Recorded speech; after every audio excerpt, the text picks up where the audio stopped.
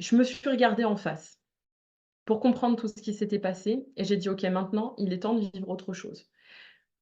Comment on fait pour redevenir créateur? Et ben, la première chose qu'on fait, c'est qu'on nourrit c'est qu'on comprend que tout est déjà là, que tout existe à l'état de potentialité, que tout existe à l'état, de possibilité, qui sont des versions de la réalité quelque part non densifiées, mais elles sont là, elles existent.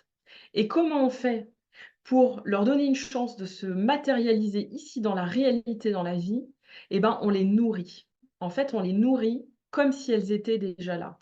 Et du coup, je vais vous présenter, rapidement les différentes étapes et c'est tout ça, en fait, dont je vais vous parler dans ces 3 masterclass, les différentes étapes, hem, par lesquelles je suis passée, ce que j'ai mis en place pour pouvoir donner la chance à cette relation que je vis actuellement depuis plusieurs mois, de pouvoir exister. Donc la première chose, ça a été alors je vais vraiment juste vous donner ça, comment dire? Dans les grandes lignes et bien évidemment, on va approfondir ça, hein, dans tous ces temps qui tout ce temps qui nous reste là, hein, sur ces trois classes. Première chose, c'est savoir ce dont j'avais envie. Je vais y revenir après. Je vous parle pas des critères du mental. C'est pas, je veux quel genre, je veux quelle relation, avec une personne comme ci, comme ça, machin. Je vous parle au contraire, de sortir des critères du mental pour rentrer dans, quelque part, les critères du cœur, OK? Ça n'a rien à voir et c'est ça qu'on fera dans l'exercice d'écriture tout à l'heure, c'est reconnecter, enfin, c'est déconnecter de ce que veut notre mental pour se connecter à ce que veut notre cœur. Puisque dès qu'on se connecte à ce que veut le mental, on se connecte forcément à une version totalement limitée et restreinte de ce qu'on pourrait vivre. Donc première chose, c'est de savoir ce que je veux ressentir, ce que je veux vivre vraiment. La deuxième chose, ça a été de le nourrir régulièrement depuis l'espace du cœur, comme si c'était déjà là. Puisque et c'est même pas comme si c'était déjà là, c'est parce que c'était déjà là. Je ressentais cette relation, elle était là, elle existait, elle était juste pas encore dans la matière. Ça m'a demandé bien évidemment de poser des actions concrètes, puisque rien ne tombe du ciel. On vous parle, beaucoup de la loi d'attraction et comme si c'était presque une pensée magique et qu'on avait simplement excusez-moi, j'ai tellement chaud. Comme si on avait simplement en fait à savoir ce qu'on veut, à y penser régulièrement, et puis, à rêver et comme par magie, ça arrivait dans la vie. Ça, c'est pas vrai. On est créateur, donc si on est créateur, ça veut dire que, tout naît, de nos actions. Si on ne pose pas des actes dans la matière, si on reste dans la vibration, mais qu'on ne pose pas des actes dans la matière, il y a rien qui se matérialise. Enfin, au hasard, au pif. Donc redevenir le créateur, c'est aussi poser les actions pour permettre à ce qui est dans la vibration de se densifier ici, dans la réalité, dans la matière. L'autre étape, ça a été bien évidemment un gros travail de lâcher prise. Lâcher prise justement sur les critères du mental, notamment quand il s'agit de vie de couple. Alors, je vous parle de vie de couple, hein, je vous parle beaucoup du couple parce que comme vous l'avez compris, pour moi, ça a été vraiment le terreau, de ce que je propose aujourd'hui. Bien évidemment, vous l'appliquez à n'importe quel type de relation. Parce que vous pouvez rechercher une relation saine, une relation épanouissante, une relation nourrissante dans votre vie amicale, dans votre vie professionnelle, dans votre business, dans votre famille, bien évidemment. Vous transposez ce que je vous dis à ce qui vous intéresse, hein, parce que ce qui est valable pour le couple est valable pour n'importe quelle autre relation. Donc ça m'a demandé de lâcher, mes attentes quant à la forme. La forme, c'est, sous quelle forme ça va me parvenir dans la réalité. C'est là où je vous dis, j'ai dû bien lâcher sur le mental, sur toute la liste de critères. Vous savez, quand on recherche à être en couple avec quelqu'un, peut-être que vous êtes comme moi, si vous êtes perfectionniste. Vous avez peut-être toute une liste de critères avec 50 critères, 50 cases à cocher. Cages, j'ai dit cages. À la place de cases, c'est un lapsus révélateur puisque nos critères sont des cages en fait, complètement. À chaque fois qu'on a trop de critères, du mental, trop de critères dans la forme, mais on s'emprisonne en fait, on se limite, vraiment. Je vois Muriel qui rigole. Donc oui, nos critères, nos cases sont des cages, effectivement, et plus on a de critères, bah, plus on restreint les possibilités. Je dis pas qu'il ne faut pas le faire, parce que c'est une stratégie qui peut fonctionner, hein. Heu, on peut très bien être dans une stratégie de: «OK, je m'ouvre à toute opportunité sous n'importe quelle forme», et on peut très bien se dire: «OK, je referme le champ des possibles parce que je sais exactement, précisément ce que je veux. Ça va peut-être prendre plus de temps, je vais peut-être me fermer des portes». Le risque avec ça, mais j'y reviendrai, le risque avec ça, c'est que quand on choisit avec notre mental, ce qu'on pense être la meilleure chose pour nous, en général, c'est pas la meilleure chose pour nous. Il y a bien mieux, sauf que comme le mental, lui, il veut nous maintenir en sécurité, il veut nous maintenir dans ce qu'on connaît, il veut pas prendre de risques, il va toujours nous ramener à des choses, hem, rassurantes, qu'on connaît déjà, les fameux schémas répétitifs, inconsciemment, et en tout cas à des choses finalement petites par rapport à la grandeur des choses qu'on pourrait vivre. Donc ça m'a demandé vraiment, de lâcher totalement mes attentes, de lâcher totalement sur mes critères, d'ouvrir vraiment mon cœur à tout, à toute forme d'expérience sans restriction, et ça, waouh! Si vous êtes quelqu'un comme moi, qui est vraiment dans le mental, qui a besoin de tout contrôler, je crois que c'est le truc qui m'a pris le plus de temps, honnêtement. Franchement, ça a été, je crois, le plus gros du travail. D'arriver à lâcher prise là-dessus et à me dire: «OK, tu n'as pas la maîtrise, OK, tu veux ça, ça, ça, ça, ça, mais en fait, au fond de moi, je ressentais que ce que je voulais sur le papier, c'était vraiment pas la bonne chose pour moi». Mais j'ai mis tellement de temps à accepter. Je savais que la forme serait différente de ce que mon mental voulait. Ça m'a pris des mois, en fait, à accepter ça et à m'ouvrir à d'autres possibles. Ça a été le plus gros du boulot. Dites-moi d'ailleurs si vous avez en commentaire, si vous avez envie. Est-ce que vous êtes comme moi? Est-ce que vous avez plein de critères? Est-ce que, vous êtes super, perfectionniste? Est-ce que vous êtes aussi dans le mental? Est-ce que vous êtes, aussi dans le contrôle? Ou est-ce qu'il n'y a que moi ici qui suis comme ça? Donc ça a été une étape. L'autre étape, et cette étape-là a été aussi très forte. Cette autre étape, ça a été de m'autoriser à accueillir, Marlène, un minimum syndical. Génial. C'est ce qui ouvre le plus de portes. Cette étape, ça a été aussi une très, très grande étape pour moi. Ça s'est passé sur une journée. J'ai ressenti l'appel pareil, hein.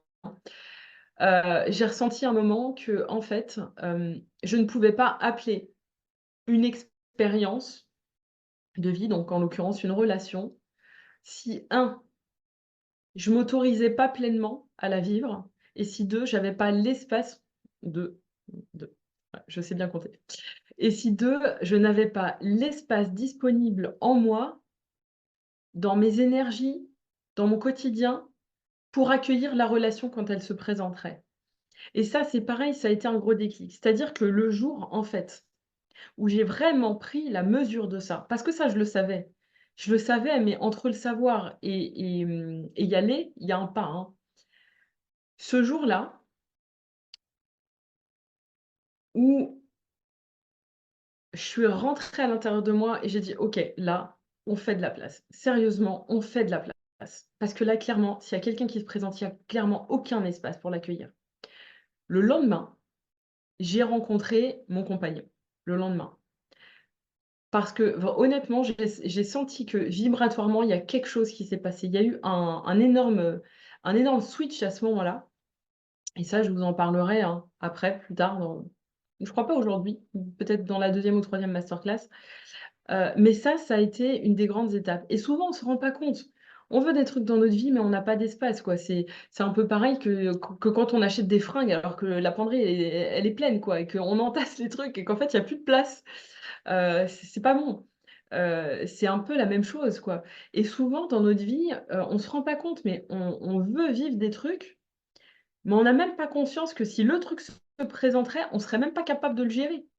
Parce que, il y a des espaces en nous qui se sont pas autorisés à le vivre pleinement et surtout, il y a plus de place, en fait. Il y a plus de place parce que c'est encombré par, des tracas, par, le train-train quotidien, par tout un tas de responsabilités, par de la charge mentale, par, la métaphore de la penderie. Oui, avec la bibliothèque, oui, oui, oui, oui, oui, je confirme. Des nos vies, elles sont encombrées par aussi toutes les histoires qu'on a vécues, heu, par toutes les empreintes de nos passés quelque part, même si je reste convaincue que ça ne nous conditionne pas non plus, autant qu'on veut bien le croire. Mais quelque part, tout ça mis bout à bout, à un moment, bah, voilà, on se dit: «Ah, je veux vivre ci, je veux vivre ça», que ça soit, je sais pas, dans mon business, dans ma vie sentimentale, dans ma vie tout court, je veux tel truc, je veux tel truc. Mais en fait, je suis incapable de le gérer si ça se présente. Donc ça aussi, c'est une des grandes étapes. C'est OK, est-ce que j'ai l'espace nécessaire en moi pour accueillir ce que j'appelle dans la vie? Donc ça, c'est très, très important, notamment dans la relation, parce que alors la relation, je vais en parler juste après, mais c'est l'espace de prédilection pour se rencontrer soi-même. Donc on co-crée en permanence avec le reste du monde. Nos relations, on les co-crée avec les gens avec qui on est en relation. On co-crée, notre relation de couple avec notre partenaire. Voilà. On est responsable, de notre part, l'autre est responsable de sa part. Et puis on co-crée aussi, de mon point de vue, avec, ce qu'on pourrait appeler Dieu, que vous pouvez appeler comme vous voulez selon vos croyances, mais qui est cette, magie de la vie, cette intelligence suprême de la vie, cette source, on peut l'appeler la source, on peut l'appeler la conscience. Moi, j'aime bien l'appeler la conscience créatrice parce que pour moi, c'est ça. Je leur dis: «Mais c'est pas pour moi, hein, Dieu, ce n'est pas, une personne ou n'est pas une entité, mais c'est une intelligence, une logique, une, magie, quelque part». Et donc on co-crée aussi avec l'intelligence de la vie en permanence. On est créateur, oui, mais en fait, on est venu, selon moi, vraiment incarner cette conscience créatrice dans la matière au travers d'un prisme bien particulier qui est le personnage qu'on est venu être. Voilà. Donc on est une extension de cette source, on est le canal finalement de cette source, et donc évidemment, puisqu'on est traversé par cette énergie de vie, on co-crée avec cette énergie de vie en permanence, il faut quand même pas l'oublier, hein. Donc c'est pour ça qu'on est créateur, mais co-créateur avant tout, au final. Donc ce qui est important, c'est aussi, ça dans le lâcher prise, c'est de se rappeler de l'être divin qu'on est. C'est ce qui nous permet d'avoir la foi aussi et de lâcher prise quand on décide de s'ouvrir à d'autres expériences que celles qu'on a vécues. C'est aussi d'accepter de laisser la vie œuvrer à travers nous. C'est-à-dire que si à un moment on fait pas confiance à la vie, on va pas pouvoir vivre des grandes choses, tout simplement. Si on se rappelle pas qu'on est traversé à chaque instant par l'intelligence de la vie, par cette source et qu'on en est juste l'extension, comment on peut avoir la foi, en l'avenir? Comment on peut avoir la foi en soi aussi? Donc ça, c'est aussi une dimension importante, c'est cette dimension divine de l'être qu'on est, puisque c'est aussi en décidant d'accepter pleinement notre part divine qu'on peut s'autoriser à vivre autre chose que le petit humain s'est autorisé à vivre jusque-là. L'humain dans sa version petite, dans sa version égotique, ne peut vivre que des expériences non épanouissantes. C'est notre part divine qui nous permet de vivre des expériences lumineuses et épanouissantes quelque part, qui permet à l'humain de les vivre, hein, de les densifier dans la matière et il faut pas oublier aussi cette dimension, cette étincelle qu'on a, hein. Pour moi, ça me semble primordial en tout cas. C'est une proposition, hein, encore une fois, je vous dis pas d'y adhérer, je vous propose mon point de vue, mon concept, hein, et après vous prenez ce qui résonne comme d'hab. Si rien n'existe, réellement, heu, à l'extérieur de nous, puisque si on se dit que l'extérieur n'est que la projection de notre réalité intérieure, ça veut dire que la seule chose qui existe au final, c'est notre réalité intérieure. Ça veut dire que l'autre n'existe pas véritablement, l'autre n'est qu'une, projection, heu, de tout un tas de choses, mais qui se trouvent à l'intérieur de nous.